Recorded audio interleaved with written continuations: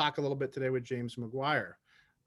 I first found out about James when I was a young baker in my 20s, and I bought a copy of Professor Raymond Calvel's book, Le Goût du Pain. Uh, and it's in French, and I speak a little bit of French, and it's quite technical. And I worked my way through that book, as many of us young bakers did.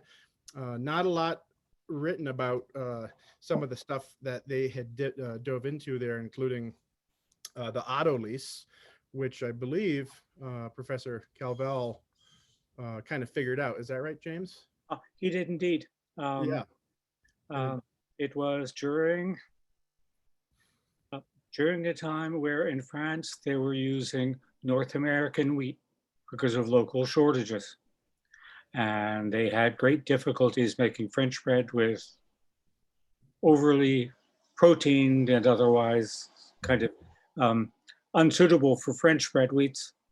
And the doughs were bucky. There were a few technical problems. And I don't know how it occurred to him, but mixing the dough partly and giving it a rest led to greater volume and other positive changes.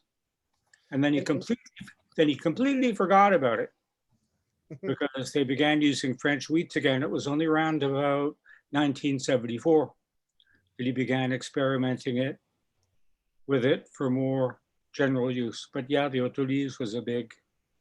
it's transformational. I think you look forward now, advancing forward to bakeries like Tartine and Bien Cuit, and even Acme back in the 90s. The quality, the ability to reduce mixing time, enhance hydration and flavor, and make really lovely, more open pour bread is due in large part to the autolyse, right? It's kind of opened a whole bunch of doors for people. Yeah, and I mean, I suppose the Bread Bakers Guild was fairly key in this because Calvel, at the guild's behest, did come to North America more than once. Right, with Tom McMahon back in the 90s. Yeah. And you were working with Professor Calvel at that time in France. I met him by accident. He was a friend of a friend, and told myself that as a restaurateur, I would never make bread because I was too busy with other things. But when I'd go back to France, I'd see the bread that was made by my friend in Tours, and I'd wonder about it every time I got back. And then got off the plane, went to the health food store, bought some unbleached flour, and made a terrible loaf of bread.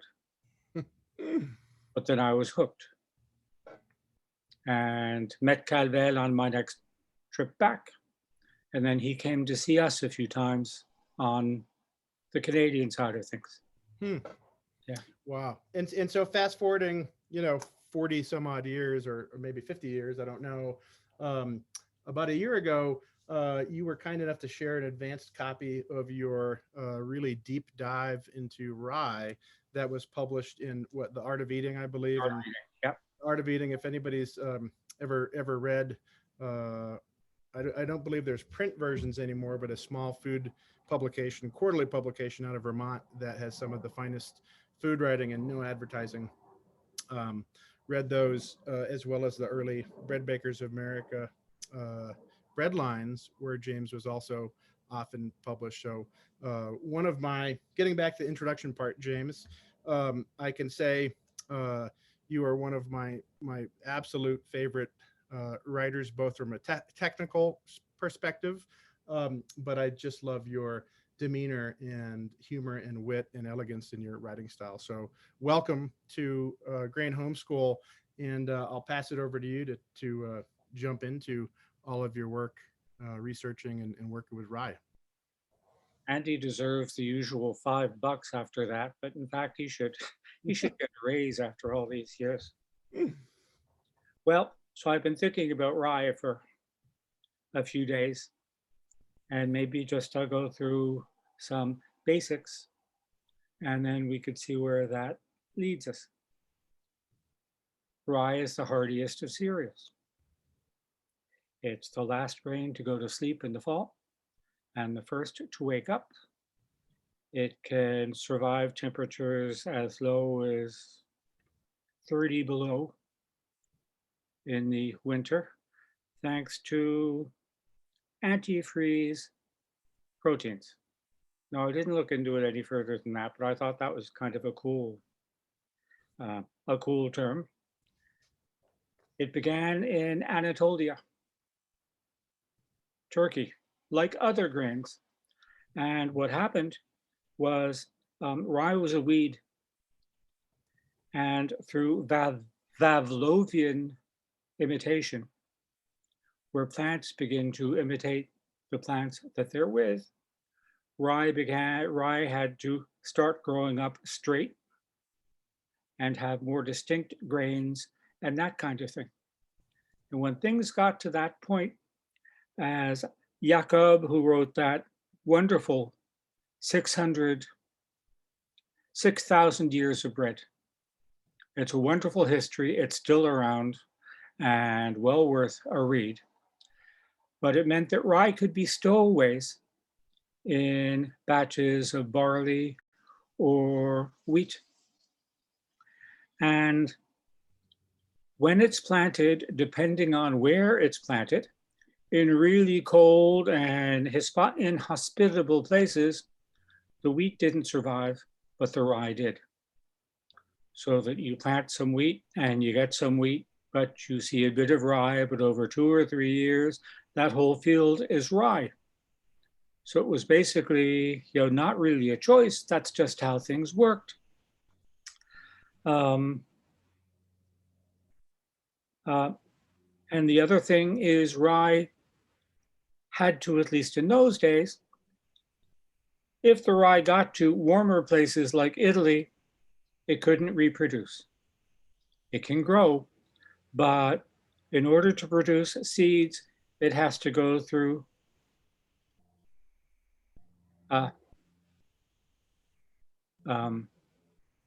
it has to take a winter sleep. It has to be frozen for a period in order to wake up and grow and produce seeds. That's why most rye that we see are fall varieties. They have spring varieties now. I don't think they work quite as well in terms of bread or in terms of yield. So Germany and places like that had rye growing that outsurvived the wheat. And in the very old days, you could look at a bread map of Germany and see 100% rye in the north. And as you go further and further south, more and more wheat being mixed in as it became available. So that in the south, pretty much all white, but otherwise, very percentages change. Oh, that's nice to see.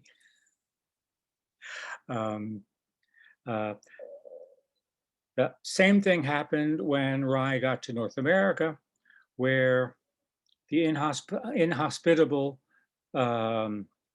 northeastern climate, rye did pretty well, better than wheat, so that we saw rye in the early days, and maybe a bit of a vestige of that is New England brown bread. I forget exactly what they call it, but when I was a kid, the pumpernickel and the anadama are kind of. No, this was specific to Boston. Oh, Boston brown bread. Sure. Yep. Yeah. So rye was a pretty good deal, but there has to be a hitch somewhere, and it was the fact that rye was difficult to grow. Because rye has a tendency to sprout, and too much sprouting in grain can make the grain impossible to bake with. With wheat, You know, if you get sprouting, it's a complete disaster. So rye was difficult to bake with because rye has glutenin and gliadin, but not in the same percentages as with wheat. And the other thing is rye has lots of pentasans, 7 to 10% pentasans. Pentasans are a vegetable kind of gum. And those pentasans absorb something like 10 times their weight in water.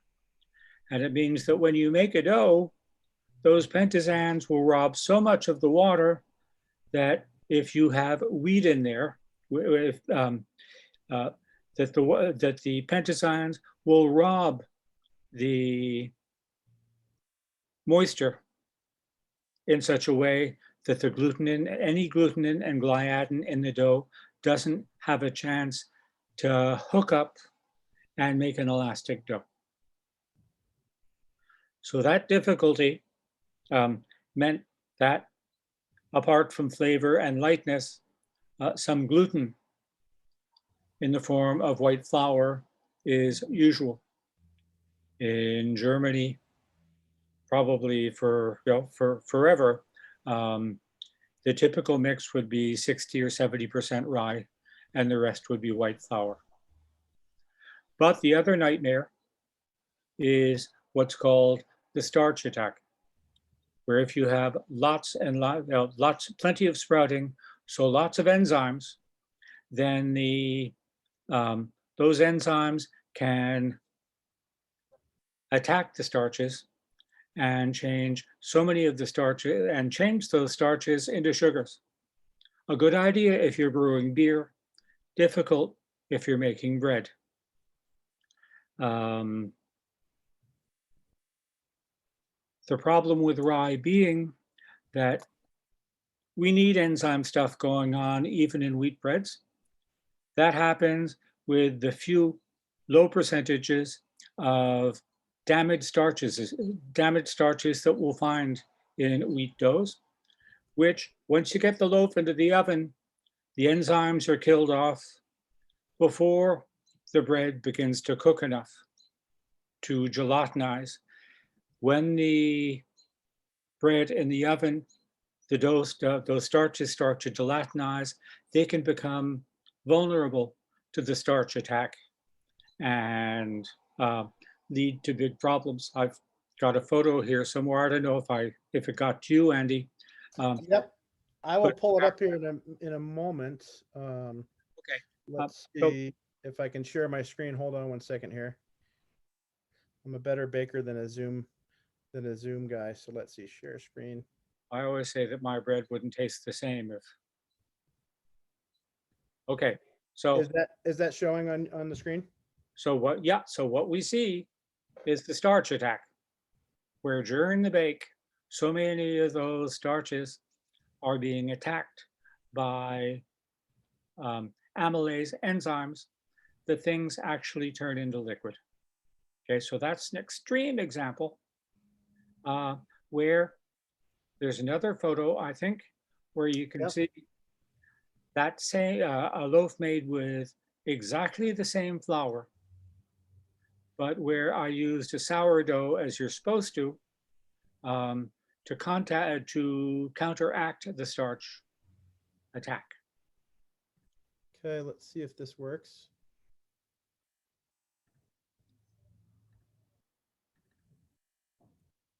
There you go. Yep.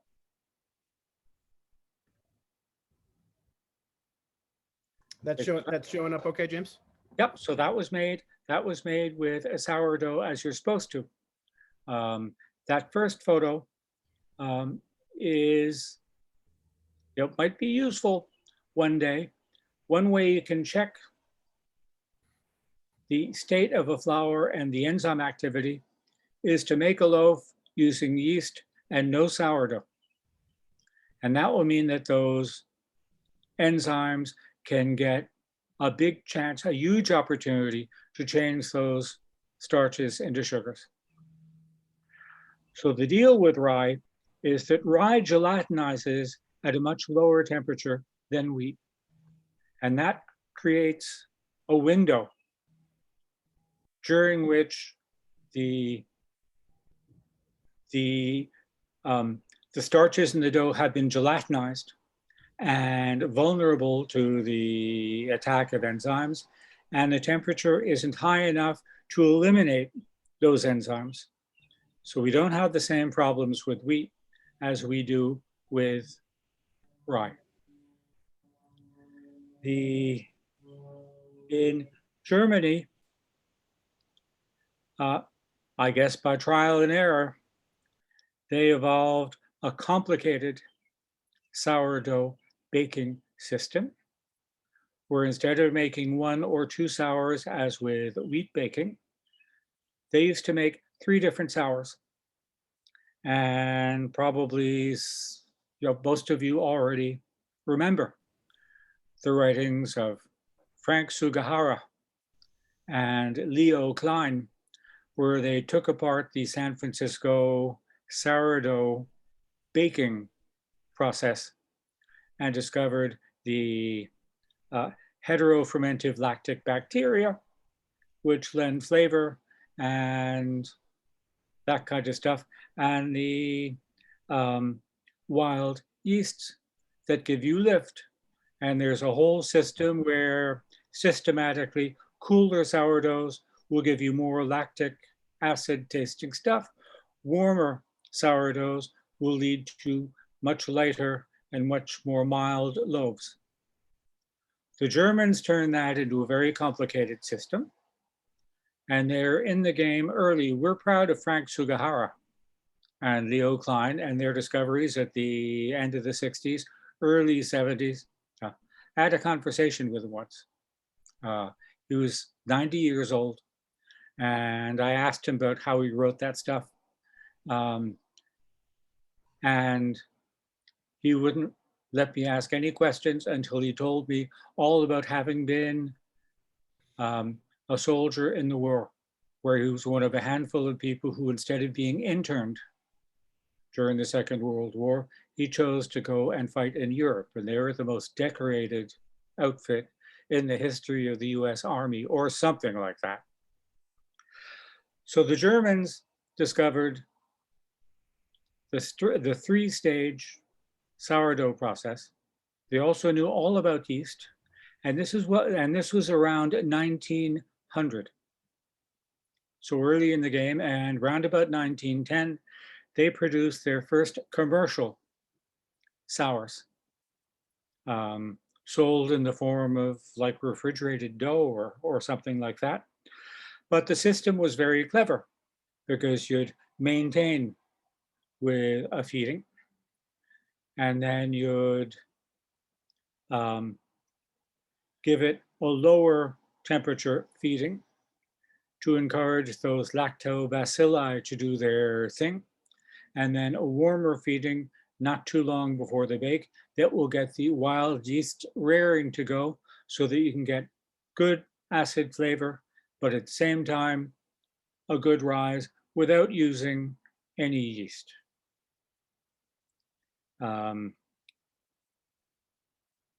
Things went hunky-dory until something had to go wrong. And they discovered that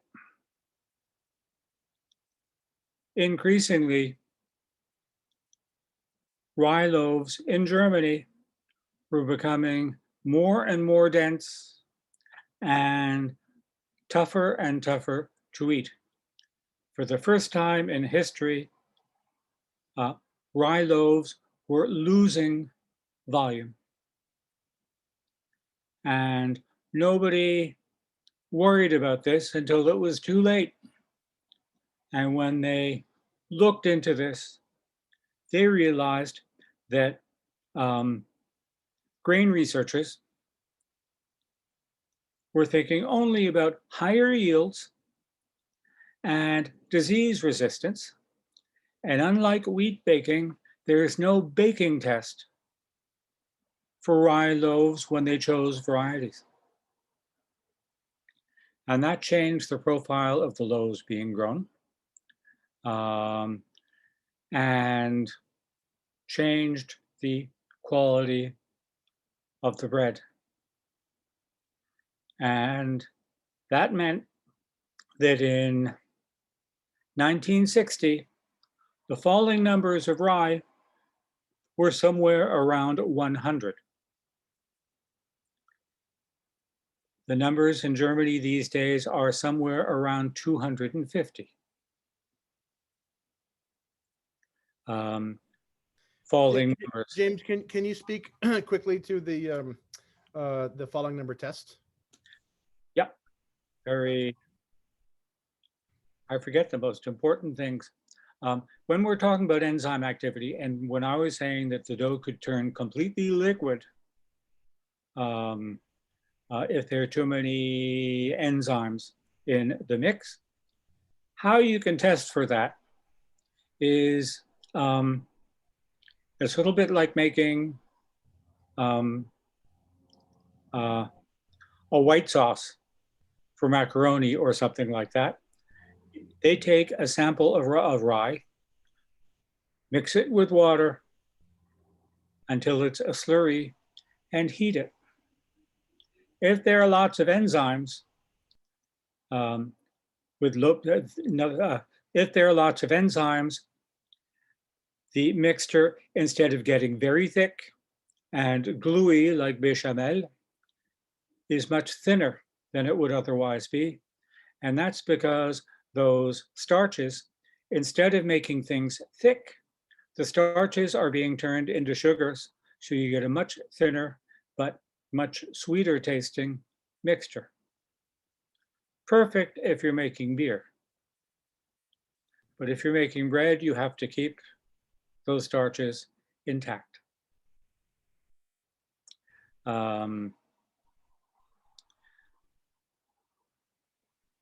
There was a paper written by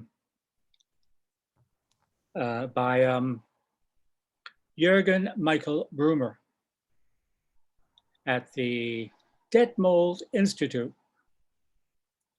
And it was the Detmold Institute which codified those 3 stages of rye sours.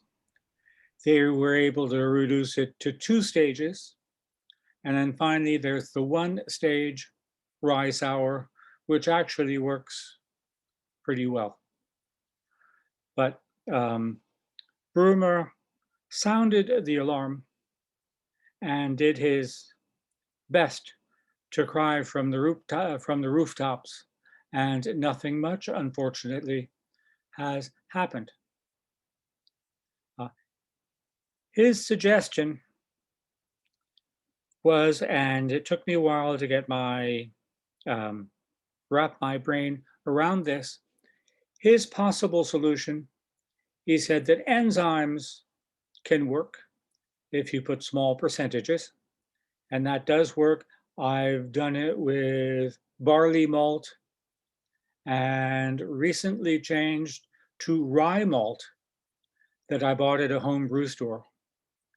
And that, in amounts up to about 1% per flour weight, rye flour weight, tends to do a pretty good job.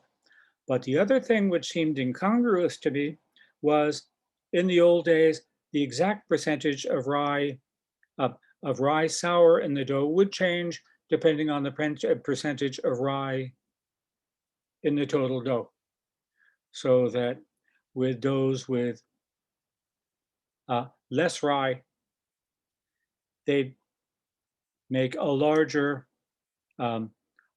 sourdough using more of the rye to compensate. So the usual temperature, usual percentage of soured flour would be somewhere around 35%, maybe 40%. Brummer suggested 50%. And that's what I've been using. It seems to work pretty well. Our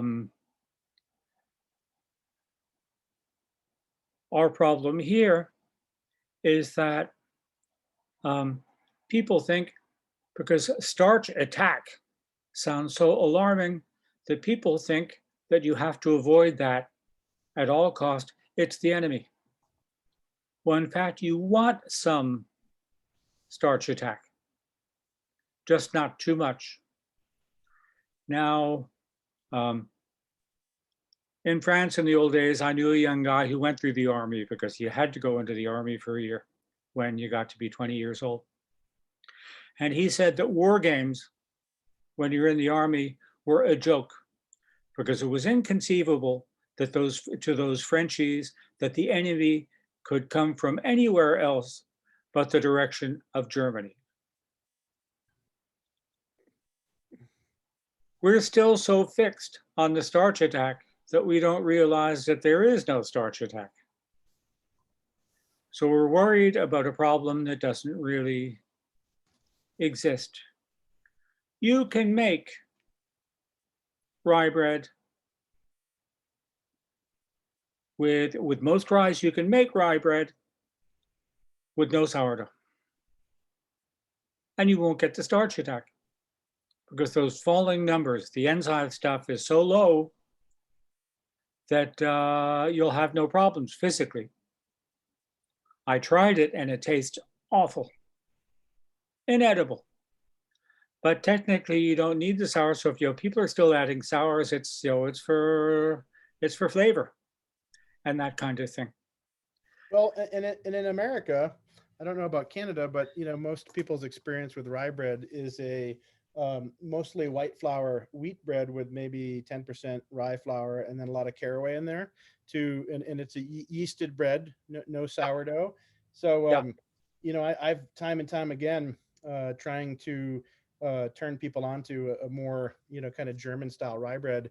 Had to explain to them that it's a completely different beast, and it's a huge journey of flavor, and the sour adds so much to it, and the texture and so forth. But it's been a pretty steep learning curve in the U.S.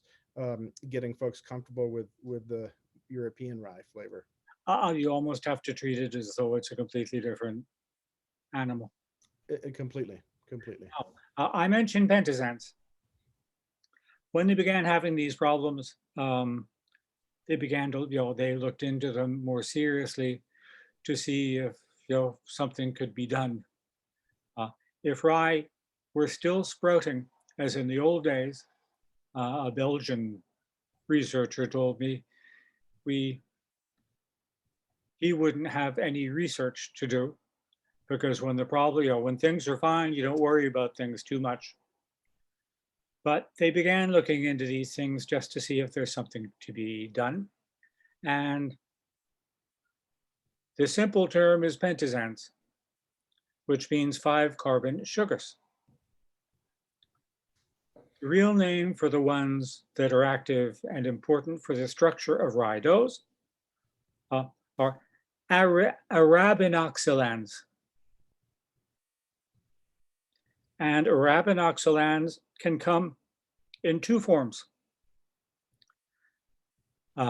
Insoluble ones and soluble ones.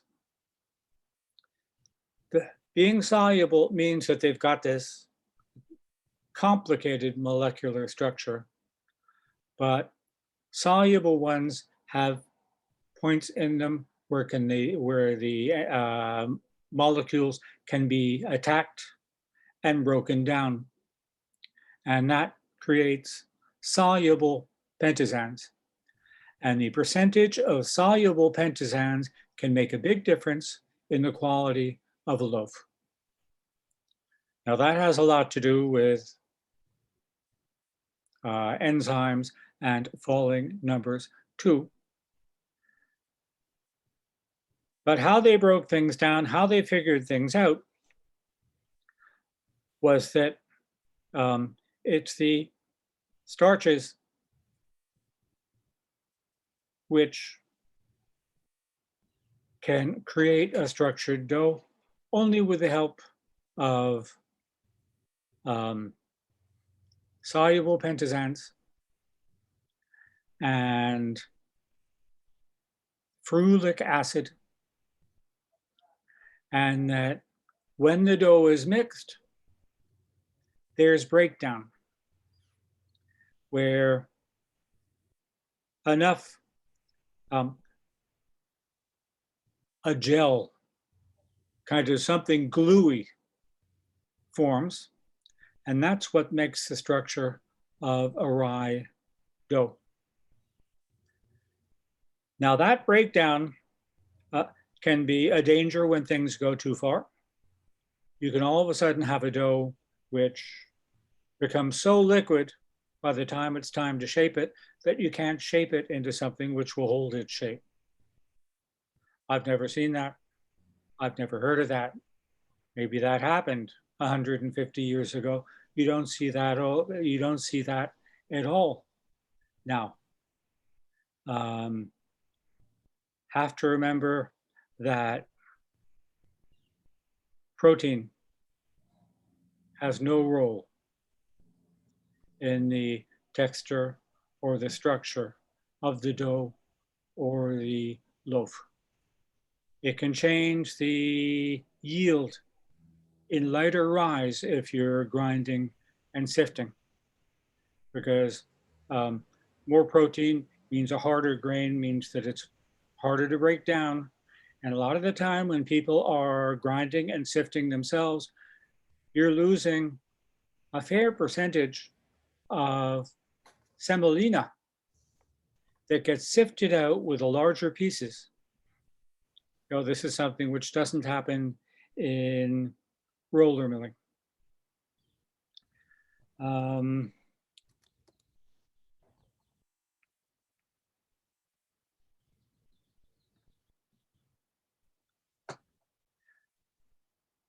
So could it be, and we looked into this. I was in touch with a woman at the University of Vermont named Heather Darby. And I got in touch with her because I heard a complaint from a guy in Vermont who runs the Red Hen Bakery. Why isn't his name coming back? Randy. Okay, so Randy and I got talking about rye, and he remembered that conversation. And he said, I've been having some problems with my rye. And another big factor, you know, besides where the rye is grown and which varieties you're using and that kind of stuff, because you can have problems. Boy, too many things to say. Heather Darby in Vermont was interested in the rye from a grower named Todd Hardy, because I recommended it a lot. Randy was saying that he didn't like it, and that was maybe a question of not quite knowing how to deal with it, because he'd never had anything that approached a real starch attack. And when I got in touch with Heather, a couple of interesting things came out. Among them, that if you're growing yourself, if you get the falling numbers tested, those falling numbers will go down if you delay the harvest. And Heather tried that out with 10 or 12 different varieties on test plots. And that turned out to be so.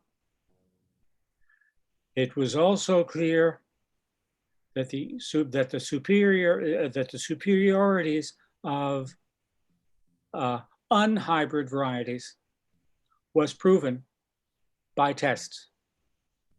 I've got the results somewhere, or I suppose you could just look up, you know, University of Vermont and rye, and they might pop up on Google. It also came out with Heather that since we're looking for higher falling numbers, lower falling numbers, I get all mixed up, that it goes to figure that if you see rye and wheat growing side by side in a field, one of them is in the wrong place, because that wheat wants those nice warm conditions and all of that other really ideal stuff.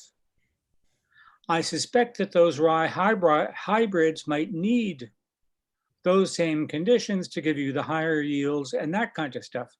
But that's throwing the quality of the rye bread out the window. So I think that it's very possible that it would be that that rye could be used as a cover crop in places where you couldn't really harvest anything anyway, but you could actually harvest it and make better bread. And there are a lot of farmers in Colorado that like to use rye as a cover crop, and Yeah. sometimes as a pasture crop, sometimes as green manure, and till it in. No, so that could be a big possibility. Now, big problems for people who buy rye flours from big mills. First of all, the milling went out to the Midwest to be closer to where it's grown. But but in the Midwest, you get those very hot summers and that kind of stuff that aren't really good for rye. So it's being grown in the wrong place. But another big problem with rye from large mills is, and this is a real pain, rye flour gets old. With wheat flours, if the flour is aged for a while, it can actually be a pretty good idea. For rye, it's not a good idea, because for some reason, rye grains keep very well, but the ground flour tends to oxidize, not in a good way, because it brings up the falling numbers. So you get less of the starch attack. So that you're stuck not only wondering what kind of wheat was used, and in huge mills, they won't accept rye that is under 180 in falling numbers. Brumer says that the right window is somewhere between 120 and 130. So if you're up at 180, that's already not quite suitable. Not the end of the world. It's not 250, but not the same. And James, as a point of reference, a wheat test would be what, 350? Yeah, I would think something Probably like that. Yeah. The standard, yeah. So lots of things to wonder about. I think that probably what might have happened to Randy was all of a sudden getting a fresher flour with that enzyme stuff intact. Where if you kept that flour and let it oxidize a bit, then the falling numbers would automatically go up and you wouldn't have that problem.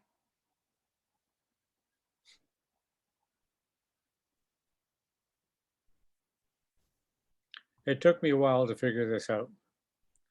But what helped was I went to teach a 1-week course at the American Institute of Baking.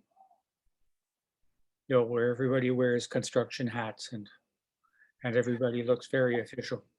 And I was teaching my thing, and it went out, it went pretty well. But there's a German guy. And because of that German guy, I learned more than I taught. Walter Koehn, at that time, was working for an ingredients company called Dynamalt. And he was teaching rye, and I had never seen anything like it.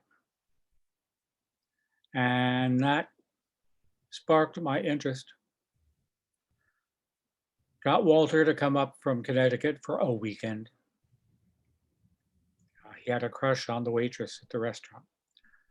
And then I kept on looking and looking, began looking into German documents. There's a nice old book out of print, unfortunately, called Baking, the Art and Science. It was published in English thanks to a guy named Volker Baumann that was very useful, but then not completely up to date in terms of what was going on, because you didn't hear that much about changes in falling numbers and those kinds of things. And that book is still available. It's not in print, but it's about $100 if you're looking at, you know, resellers and so forth, and has been a pretty important book to many of us trying to learn how to work with rye. And there's been some questions about formulas that have popped up here. That book has some great formula suggestions, and I can also share some via email for, you know, mixed rye breads at, you know, 30, 40, 50, 60, 70% rye to wheat combo, whole grain rye, lots of really great photos of Starch Attack and what happens with different yeast levels and sourdough levels, and an interesting study in shelf life of rye, right, as the rye percentage goes up. Yeah, and also Yeah, yeah, shelf life as it relates to not molding and also moisture retention. And the rye breads just have this amazing ability to eat for days and weeks and just taste and get better actually with age, right? Yeah, but I found as I learned more about the aging and the enzymes and the arabinoxylans and those things, that things improved quite a bit. Because to be frank, when I began, I was, you know, following the directions, and things should have been fine. But then I was saying to myself, why is this stuff starting to dry out after 2 days? And that was, you know, the falling numbers. Mm-hmm. And James, so can you hold up that beautiful loaf of rye bread again? Yesterday's bake, I guess. So this, how can I? Yeah, you were perfect. Sort of a Zeppelin feel at the moment. Yeah, so it's, it was put into a brot form, the usual willow kind of, actually it's not willow, I forget the kind of wheat, that's made in a spiral, and that spiral will leave its imprint. And they're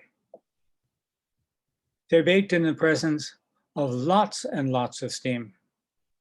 Too much steam, as a matter of fact, you know, certainly too much for a regular wheat loaf, because the steam will create some dextrinization on the exterior of the loaf, just enough of the softening that it will form a leathery crust.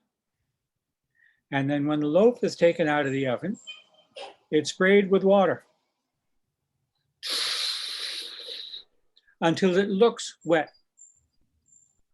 What that will mean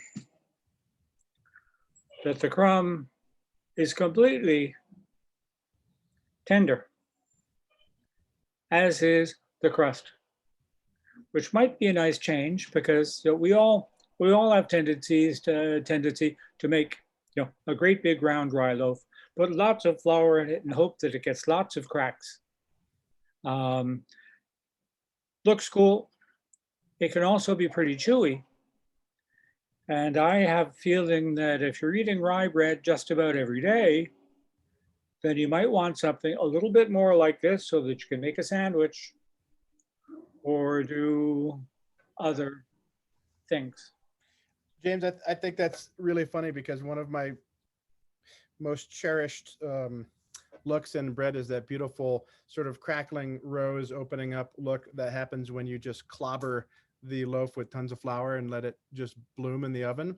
I was staging at a bakery in Dusseldorf, Hinkle Bakery, amazing rye bakery, and they were using potato starch on their to coat their brat form. And I wonder if that would help with, you don't really need much potato starch to release from the pan and to create a nice open look. No, I've never needed the potato starch. If you're interested in brotformen, I wrote a piece for the Guild's Red Lines magazine. And I spoke to the woman who runs probably the oldest rut form company.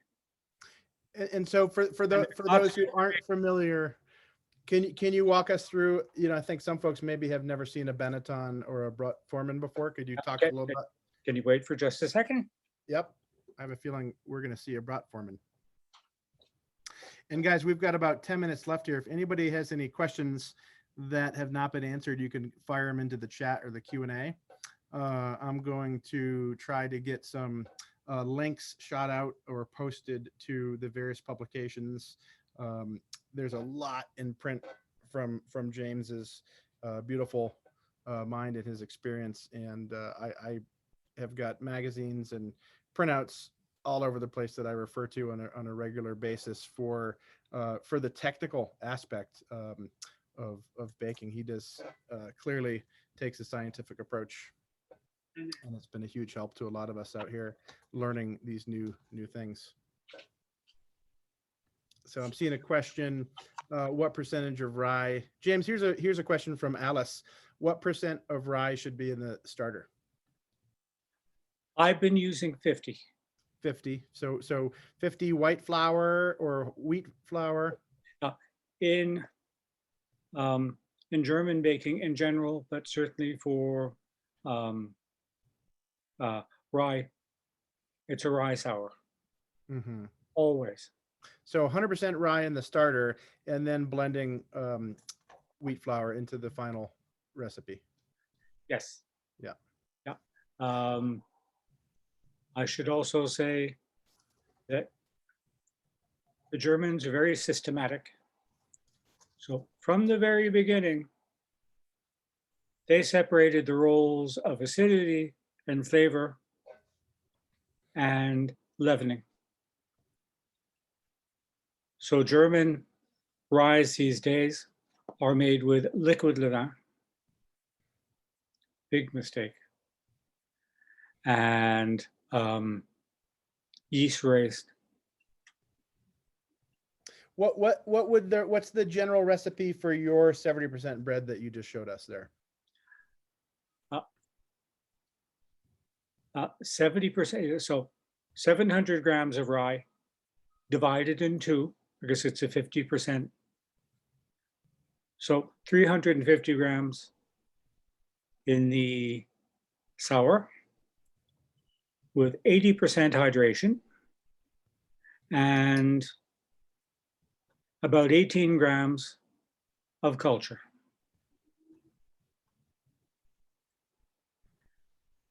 The other 350 grams of rye in the dough with 300 grams of white flour, 18 grams of salt, and total hydration of maybe 75, something like that. And what does your mixing process and fermentation process look like?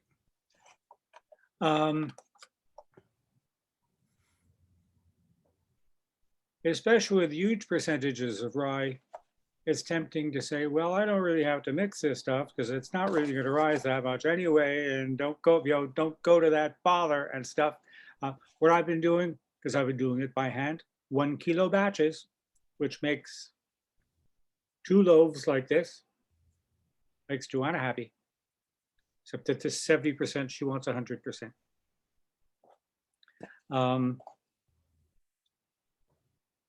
So I make the sour about 18 hours before.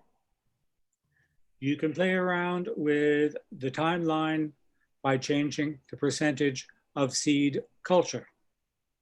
You want to go more quickly, you can put a bigger piece of culture in, the inoculum, or you could put less culture and stretch things out a little bit more. When it's time to mix the dough, I'll mix it and kind of grab it like this to make it completely smooth. Let it rest for about 5 minutes and then do something a little bit more energetic. And usually I end up needing a little bit more water anyway. And if you wet your hand before you get back in to remix, it seems to be a good idea. It also means that if you're careful, you can mix a small batch with one hand and keep your other hand clean so that you don't get that gop all over the kitchen, all over the kitchen faucets and that kind of stuff. So I do a mix over maybe 10 or 15 minutes with 3, maybe 4 workings.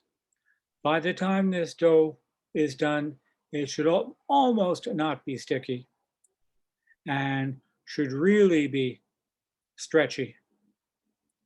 There's no problem with that, and you can actually shape it into a fairly tense ball or a long loaf with no problem.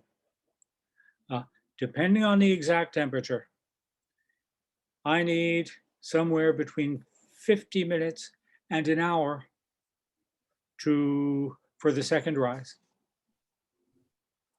Oven stone and a pan with pebbles in it to put much more water than I would ever put with a wheat loaf, so that if you can look into the window, you should see the water on the surface and see that it's shiny. Starts at 500 and goes for about 35 minutes, something like that.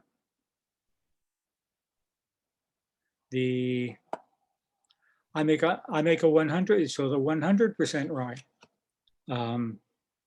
also goes very well.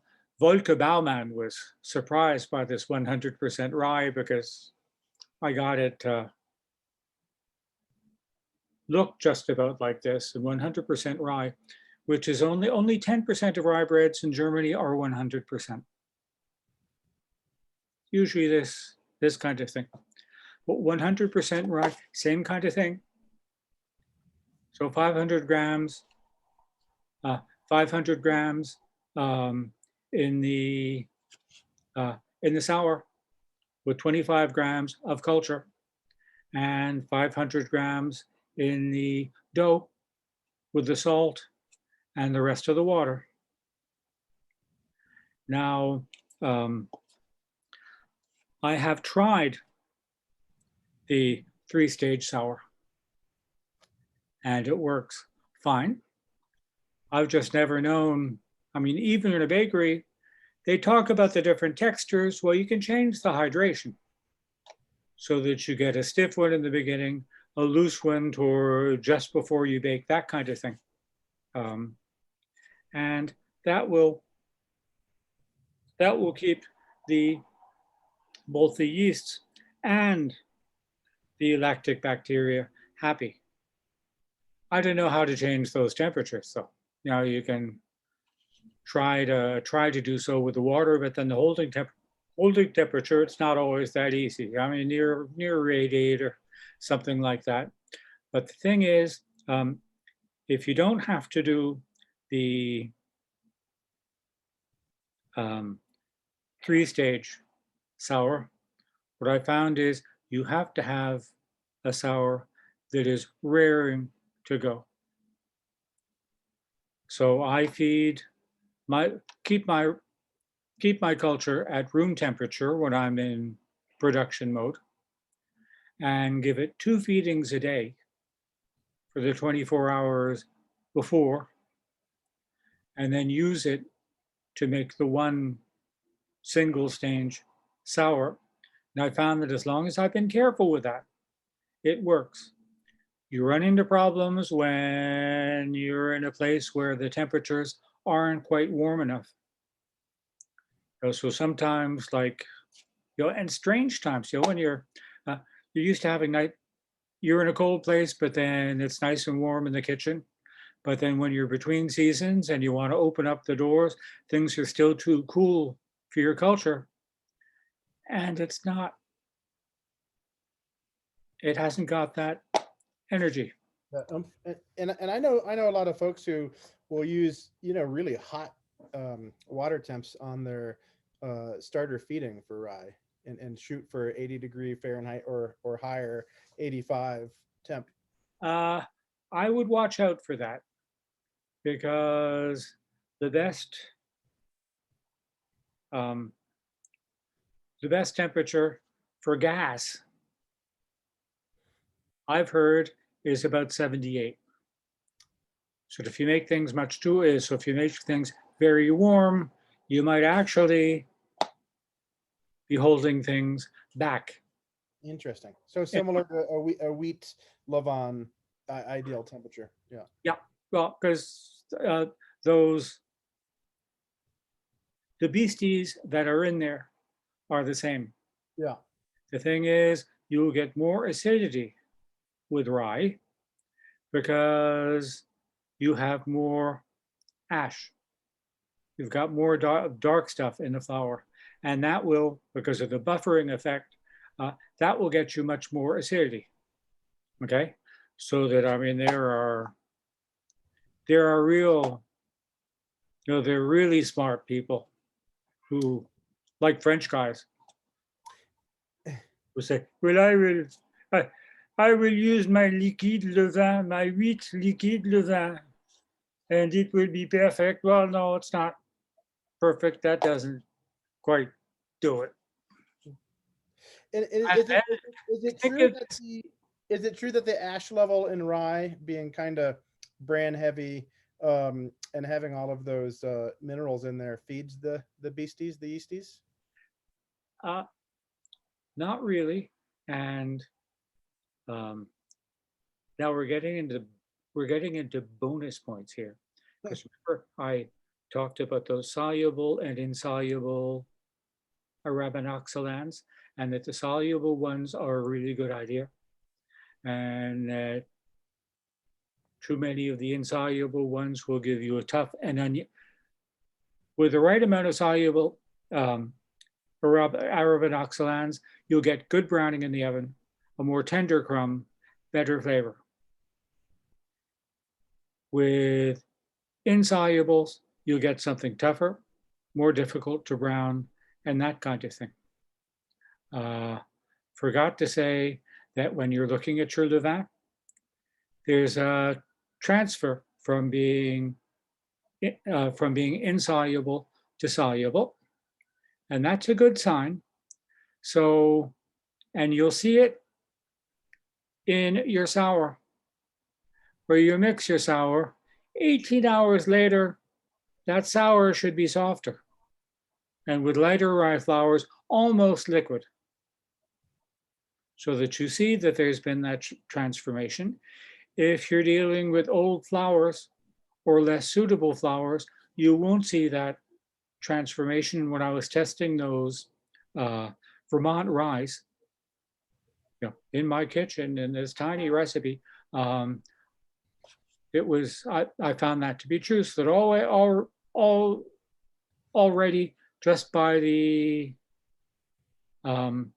behavior of the texture of the sour, you can see a pretty good indication of the enzyme activity. Now, I say liquid levain. I'm not a fan of liquid levain for anything. Liquid levain was invented as a dough improver for baguettes. And I got in touch with the inventors, Eric Kayser and Patrick Castagna, and I said, I feel like an old fogey, with my walker. Is solid levain completely useless now? Everybody uses liquid levain. They said, no, not at all. If you're making typical levain for something that you would call a levain loaf, it's solid levain that you use. If you're using it to improve baguettes and other yeasted doughs, then it's liquid levain. Where you're looking for more lactic flavors and not something that's too acid. And liquid levain doesn't have that energy. Now, things probably still work in the end. I know that Jeffrey Hamilton still uses liquid levain for some things. I find that at least you don't get that visible energy. And I really like to see it when things start to go. Well, it seems like the rise of liquid levain coincided with the rise of the I think Eric helped to design some of those fermentation tanks that were really convenient in the 90s for keeping, big batches of starter through the night.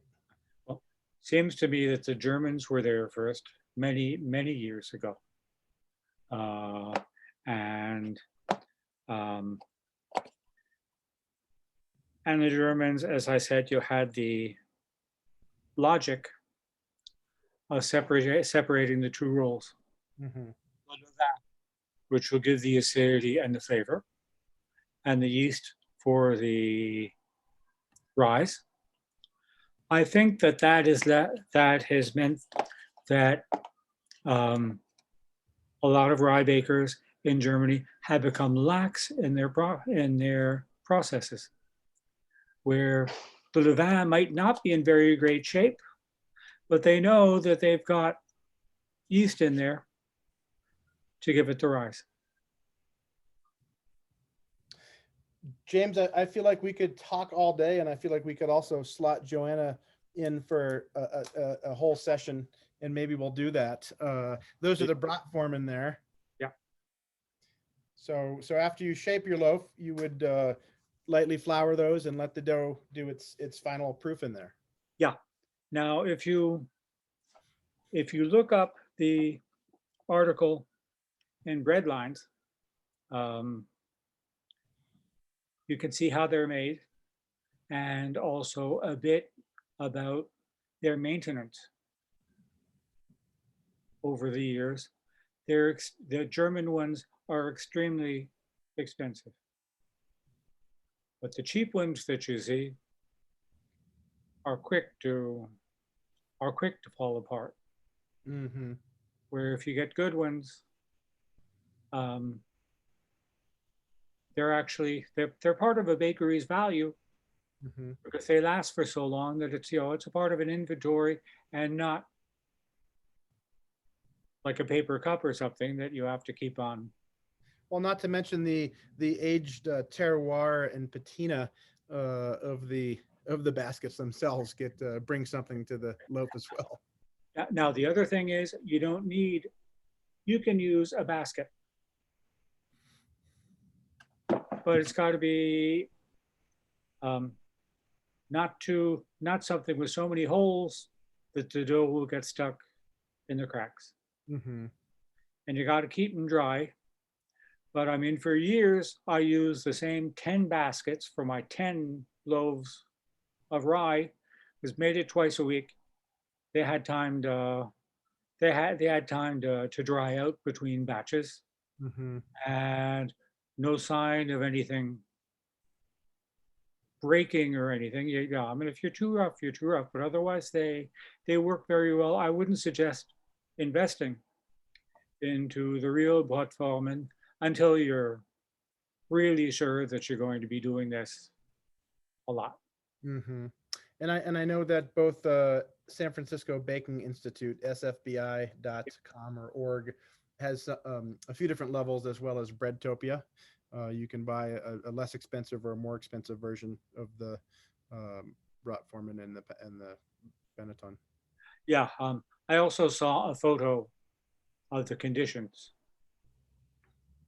in one of those places where they were being made in Vietnam. Mm. Not a happy place. Mm-hmm. Um, Well, James, one thing you mentioned breadlines, and to be respectful of your time here, we're about 10 minutes past the hour. So I'd love to be able to point folks where to get more James and read your writing. So Breadlines, which is the Bread Bakers Guild of America's quarterly publication, has a lot of your articles through the years. Yeah. Now you have to find those. I don't know if there's an index or if you have to look for There's each. a searchable PDF. They changed recently a couple years ago, so you can actually find back issues, and they can help you if you call Mitch or somebody at the guild office. They can sort of guide you. Art of Eating. Yeah. Now I think there's something on the internet that says the art of eating, and then adds my name and lists a few pieces. Mm-hmm. Now it's no longer printed on paper. Right. I find that a great shame because those things used to be beautiful. And